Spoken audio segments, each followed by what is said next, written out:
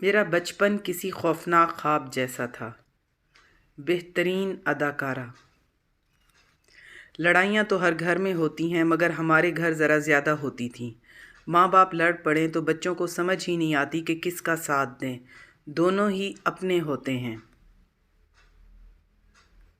دونوں ہی پیارے لگتے ہیں۔ لڑنے سے پہلے تک ماں مظلوم اور باپ ظالم لگتا ہے، حالانکہ غلطی کہیں نہ کہیں پر دونوں کی ہوتی ہے۔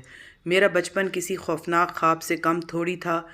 میری ماں ہر صبح باپ سے لڑتی تھی اور ہر شام میرا باپ اسے مارتا تھا۔ کبھی کبھی تو لڑائی اس قدر بڑھ جاتی تھی کہ میں کئی دن سہمی رہتی تھی۔ خوشیوں پر سے میرا اعتبار ہی اٹھ گیا تھا کہ جب چاہیں بغیر بتائے ہی چلی جاتی ہیں۔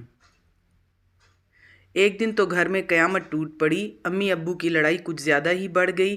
ابو نے امی کو دیوار میں دے مارا۔ وہ غصے سے اٹھیں اور بھاگ کر اندر جا کر ابو کا پستول جو انہوں نے اپنی حفاظت کے لیے گھر میں رکھا ہوا تھا اٹھا لائیں اور ساری کی ساری گولیاں ایک ساتھ ابو کے جسم میں اتار دیں۔